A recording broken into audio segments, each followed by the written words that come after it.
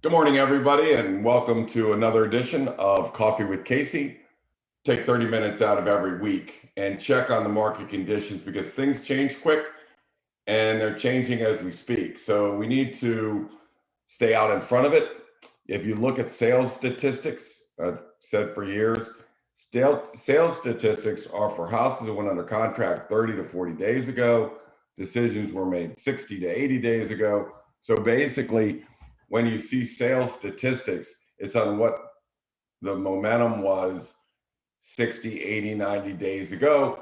We can't use that as realtors. We got to know what's happening day by day. We need to know how is each market doing. Now, we have talked before, and I've shown you that there are at least over 10,000 markets. And there could be, as much as 13 to 14,000 when you take into account all the different condos and, price ranges and all that stuff. So let's assume there's, 12 to 15,000 markets that we need to assess. And this weekend was a good tale of two markets. And I'll tell that story in a minute. But why is it important that we get to know, what's happening right now? Because if we overprice a house, we misprice a house, we misinterpret the market, that seller could lose a lot of money. If we do it right, we make a lot of money. So, this weekend, in reading the market, knowing the market, we put a house on the market. It has 99 showings. So 99 people have a realtor that signed up to show that house or to see that house. 99. I don't know that I've ever heard that number as big. They did have 11 contracts. They did get hundreds of thousands over list price. Can't tell you the exact number for a while, but that seller was really smart. And this is what I'm telling you people need to do. They need to look at what the settlements are, what do the sales say? But more importantly, you need to go back and look at what was the list price. So I always tell sellers, this is what I'm expecting, but this is what everybody listed at. And the reason I do that is because, let's take the house on Chainbridge that we sold. So we tested 1.35 million. It's a very unique house, so who knows? So we tested 1.35 million for a full week, coming soon, massive marketing.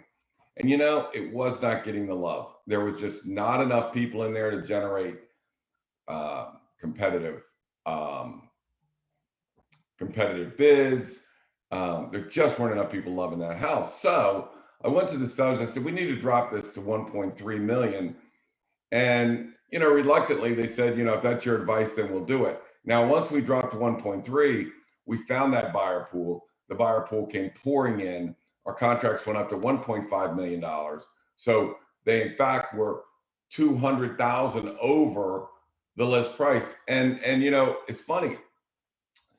We weren't focused on what the final price, we were focused on what the list price was to make sure that we don't overprice it, that we have a big enough buyer pool, that we can get enough people in the house, and then let them decide what the house is worth. And they decided the house on the contracts came in at 1.5 million, two of them. So, that's a big deal. And these sellers this weekend wanted a number. And, but in order to achieve that number, we needed to get to where everybody was listing at, where the buyer pool was. And in fact, not only did they get their number, they got $150,000 over that number. So, I just want to caution everybody, and I'm about to show you some statistics that are a little shaky about the first week in October. And so for that, I'm changing some strategies that I'm going to talk about in a tougher market. Okay. So let's go to the market. Let me share my screen with you guys so you can see a pretty startling statistic. All right. So let me take you here. All right. So this is the Coffee with Casey. This is about the changing tide. And again, this is a week by week, month by month, quarter by quarter market where you always need to stay up to date on statistics. So this is going to blow your mind. All right. So we looked at the first 7 days in October. Okay. So I decided that I was going to do the success rate of these 5 markets in the first 7 days of October. Now, the success rate is determined by how many homes are on the market and how many actually sold versus how many withdrew unsold. So let's go to the first one, Arlington condos. So I have 3 segments, smaller market, medium market, and large market in each one of these areas. So in McLean, the median market may be $1 million to $1.3 million. In Western Loudoun County, the median market may be 700 to $1 million. So, so we go small market, medium market, large market. Now, the normal for a normal market would be, and by the way, if you have questions, my phone number is 703-508-2535. You can text me. And if you have a question you want answered online, I'd be happy to do it. I'll try and pick them up if I can. I haven't done it before, but I'll try and pick them up and answer your questions. So this chart shows in Arlington, the smaller condos, 5.5 houses withdrew unsold and 4.5 sold. So more houses withdrew unsold than sold. You see, as it gets bigger, the Arlington condo market is not good. Now, what is standard? What is our baseline? Really, even in not so good markets, 60% of the houses sell. Okay. So in an okay market, 60% of the houses will sell. That is what I would call my baseline, right? So Arlington condos are in deep trouble. More houses are withdrawing than selling by a long shot. It's not 60%, it's 29%. So when I'm going to price a condo in Arlington, I've got to be cognizant of the fact that right now, 7 out of 10 houses are withdrawing unsold, not selling, withdrawing unsold. This information is going to be shared with the seller. You got to be transparent all the way through. Now let's talk just 1 second about this. Why do realtors not communicate with sellers? Because they think they're delivering bad news. They think the seller's going to get upset. They think the seller will withdraw the listing. They don't want to upset the seller. They want to tell sellers what they want to hear. Boom. Either that or they don't know. Either that or they aren't working hard enough to figure out what is this individual market doing. But you have to be transparent. You have to stay on top of it. So if I'm talking to Arlington condos, we've got to be real cognizant that 7 out of 10 of these condos are withdrawing unsold. Okay. Much harder market. So let's go to McLean. 67% of the homes in their smaller market is selling. Well, that's fairly good. That's about standard. But look at the homes from $1 million to $1.3 million. 7 out of 10 houses are withdrawing unsold. There is no excuse for that. And I can tell you that, a lot of sellers in McLean say, well, what are you doing in McLean? Well, I don't know, but they're not doing a good job for a lot of this. Because if 7 out of 10 homes are withdrawing unsold, somebody's doing something wrong. There's not communication going on with the sellers. There's no repricing. They're overpricing to start with. So, I'm very skeptical of McLean, where you've got 7 out of 10 houses withdrawing. And on the bigger houses, it's 6 out of 10 are withdrawing. So if your home withdraws, you're going to lose money. People see that it was on the market. They saw you couldn't get that number. They know that there's either desperation or something's wrong with the house. If a house doesn't sell, there's something wrong with the house, and that is a stigma. And once the stigma is tacked on your house, then you're stuck with it. That's not going anywhere. So let's make sure that, when you talk about, I don't know if I'm expanding this enough. Let me just see something here. Let me try that. Okay, hopefully you can see that a little better.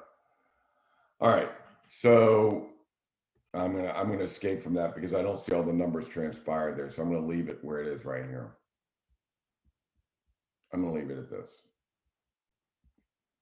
Just 1 second, guys. Sometimes I hate this thing.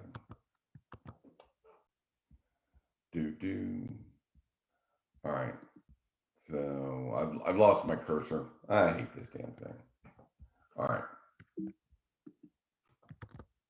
Trying to get it back. All right. So let's take a look at what we're looking at here, guys. This is your chart. This is McLean, Vienna, Fairfax, and Loudoun County.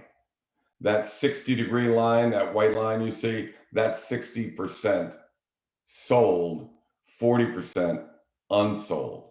There's only 3 markets in all 15 of these markets we're looking at that achieved a better than 60% return. Sales success rate, okay? Vienna under, I think Vienna did under 1 million, Vienna under 1 million, Loudoun County over 1 million, and McLean under 1 million. So those are your 3 markets that are cheap, that sold more houses than withdrew, which is, in my book, remarkable. It's startling to know now that more houses are withdrawing than are selling. Now remember, 3 months ago, you put a house on, you get 18 contracts, sells for 100,000 over list price, and away we go. Oh, how the market has turned. So, Mike, Donnie Sampson, who's capably running Sampson Properties, and I might get in an arguing match over, well, I think the market's good or the market's not good, right? It depends on the market. There's 10,000, 11,000, 12,000 markets. So, and the reason why I say it's good is, they say that if you lose your job, if your neighbor loses his job, you're in a recession. If you lose your job, you're in a depression. So what happens to you has a bigger impact on what you feel the market is doing. And our houses, it's hard to say that the market is regressing when we had 99 showings, 11 contracts, and sales price hundreds of thousands over list price. It's hard to say the market is receding when that happens. But some other markets, you put a house on, you get 20 people in, nobody writes a contract, and you're scratching your head. So what I'm going to talk about today, let me get rid of this screen grab here. What I'd like to talk about, God damn this thing. When you lose your cursor, man, you're done. All right, there we go. I don't know what it is about that. So let's talk for a second about plan B, right? So plan A, pricing strategy. Don't overprice it, okay? Get it in the buyer pool where you can get a lot of people in there, let them bid it up, market it during the coming soon period, get it all do a predictive analysis, make sure you have enough buyers coming in that the house is going to get multiple contracts, you're not going to have a home inspection, you're not going to have an appraisal inspection. So, that's plan A. Launch the house, have 99 showings, get 11 contracts, pick the best one, everybody celebrate, get a bottle of champagne. That's plan A. Plan B, you do all that work. During the predictive analysis, you're looking at it going, I think we should have enough. We should have enough, enough that I'm not going to move that price. I'm not going down with that price. It's not selling for 1 nickel less than I say it's going to sell for in that one house that we listed. So plan B, okay, so contract doesn't materialize. Now what? Okay, well, in 7 out of 10 houses in McLean, not only are they not materializing, but they're just going on and on and on and on and eventually expiring or withdrawing. 7 out of 10. So let's talk to what happens if you don't get a contract in the first week. What's plan B? Plan B is to double back to everyone that favored the house, everyone that looked at the house, everyone that liked the house, everyone that showed the house. You need to gather data so that next week is a data gathering period, right? So we need as much data as we possibly can. We need as much information. This isn't week 1. I mean, I don't mean to push a panic button, but I expect contracts in week 1. And when I don't get them, you go to plan B. So now you are interrogating, information gathering, looking at market. Do we misread the price? Redoing pricing models, looking at all of this information. Now, what happens with the buyers is they'll come in and maybe they don't want to bid on that house, right? They're like, I like it, but I'm not bidding on it. I'm not going to, 50,000 over this house. I think it's worth what it's worth. And I'm not interested in getting in a bidding war. Okay, that's fine. We call those the Monbacks, all right? They come through, they sit on the sideline, they wait. When they see it didn't get into a bidding war, they come on back. We call them the Monbacks. Monbacks are coming late week 1, early week 2. Then they'll come back. Now, these are people looking at basically what is the list price of the house. And as long as we can validate that it's definitely worth that number, then we usually get that number on the Monbacks. Okay. I'm talking 15% of our inventory is Monbacks, right? So we go back and, they'll come on back and they'll, you know, then they'll come back and contract and we'll negotiate somewhere close, if not a little over sometimes, because the Monbacks, there might be two or three of them. Two or three of them might come in and both all put in contracts, and they don't want to get in a bidding war before they know if they're in a bidding war. Now they want that house. So now we need to deal with the Monbacks in year two. But let me just say this: the number one thing you have to do if we go to plan B, do not panic. Don't panic. Still a lot of work to do here, right? So don't panic. Don't get upset. Reanalyze everything. Get as much intel as you possibly can. Work the Monbacks. Try and get the Monbacks to bring in contracts.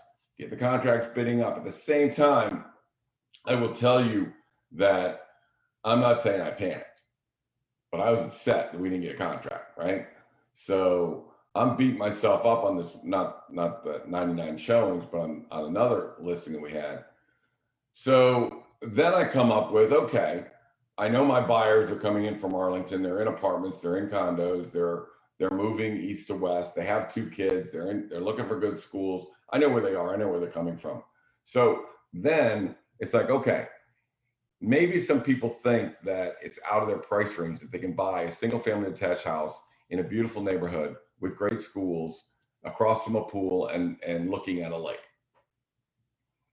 So then you start saying, well, if you guys, I almost feel like I got to make the sandwich for them. It's like, okay, guys, here's what you are.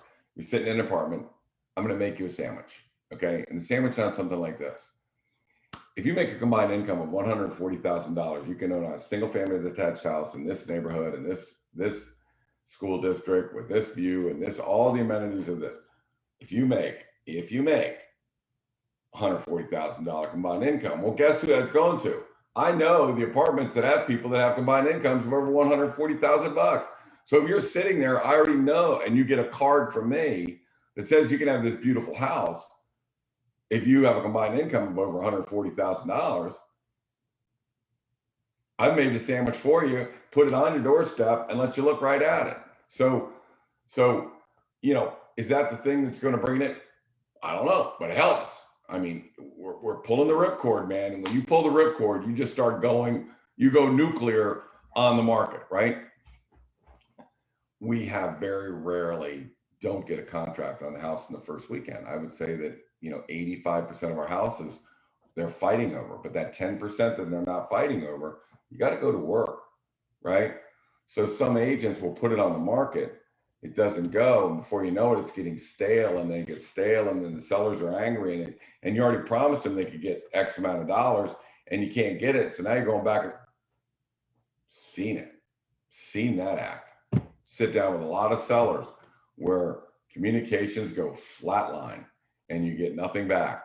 So it sits and it expires. We can't do that. If it's not going to sell in that first weekend, if you're not going to get the results you want, man, you got to go to work. You got to get busy. So, develop a card. Well, first of all, go to your lender and say, what's the qualifying income for this house? And then I want to talk about something in 1 second. So what's the qualifying income in this house? Okay. $140,000 if there's 20% down, $185,000 if they put down 5%, right? So the best way to do is put up 20% down. And again, I've had coffee with Casey about this before. Your parents have money sitting in the bank. It'll be an inheritance someday. They're getting 1% or 2% on their money. I doubt they're even getting that. Borrow that money for your down payment. They've invested hundreds of thousands of dollars in your education. You've got their grandkids. They want their grandkids living in a house. If they live in the area that you're moving to, trust me, they'll put up down payment money if they can for you to live in their town. I'll tell you why I know that. Because most of the houses I sell, the people's kids are gone. They got married. They have kids. They're in Denver, Colorado. And the parents say, I'm going to go move toward closer to my grandkids. I want to live close to my grandkids. It's a huge incentive to try and get them to move into the town that you live, that the parents live. So, don't for a second think that mom and dad, most have the means in this area, have the means, and it's a business deal. It's a business deal. You lend me 20% down payment, and I will pay you 1-2%, whatever you get in the bank. I'll write you a check for that, or shared equity, or you can do any one of a number of things. But I'm just saying, a partnership between the parents and the kids, either the wife's or the one spouse's parents or the other spouse's parents. A lot of times you'll find they do have the means. So, and they do want those grandbabies. They want them in the neighborhood, right? They want them to stick around. So when I say we make a sandwich, we make the sandwich and say, all you need to do to qualify here is $140,000, and you could live in a single family attached house in a great neighborhood with a great school district, and send it to 1,000. I think we have 1,100 people that qualify in Arlington. There's 1,200 people that qualify in Tysons. And we know which apartment buildings they're in because we know which ones have that kind of income qualification. So we're blasting this out to one subdivision because we're still working on the Monbacks, right? But if the Monbacks don't pan out and the Arlington people don't pan out, I'm going to Tyson's Corner. I'm going to throw up $1,000 at those people to try and get them to bite on this as well. So I coach football, and we tell the players, you gotta run, you gotta tackle, you gotta block, you gotta hit like your hair's on fire. You can't. It's a contact sport, and real estate is a contact sport. You can't sit and wait. You've got to move, and you've got to have plan B and plan C and plan D. If this doesn't work, we do this. If this doesn't work, we do that, right? So the plan B is work on the Monbacks, work on everybody that's looked at it, blah, blah, blah, blah, blah. Plan C is after 30 days, we see no contracts on the horizon. We need to move to the next pricing threshold, which is not 10,000, it's not 15,000. In many cases, it's 50,000. So, you move to a new pricing threshold, you start all over again, you do the whole new marketing deal, a whole new predictive analysis, and see if that buyer pool is there. But I will tell you that getting to 30 days or having your home withdrawn is extremely damaging. It is a stigma. In a market like this, people that see houses go fast, they're looking around going, something's wrong with that house. I don't want that house. So we can't have that, right? We can't have that. So we sell real estate like we coach football, with like our hair's on fire. Everybody's got we got a problem. So anyways, this is not for the sellers. The sellers are supposed to not panic, just relax, be patient. We're the ones with our hairs on fire. We're the ones that it's unacceptable to have a house go beyond 1 week, okay? So we got to figure out what went wrong. We need to take our corrective action. Now let's flip it over here. Let's flip it over to buyers, right? So the reason why a lot of buyers are out of the market is not because they bought the house they wanted. They bought it because they have what's called buyer fatigue. I missed out on 6 houses. I mean, come on, man. There was 99 people came out for that house in Vienna. 11 of them put in contracts. And get this, not one contract was at or below list price. They were all over list price. All of them. So in some markets, you're right, it's a little tougher, right, to be the buyer. But in other markets, if you make $140,000, you need to get out and look for some houses. If you're looking for $1 million to $1.3 million, right, you're looking in areas where those houses are sitting on the market. If I have a buyer, so let's just take some numbers, okay?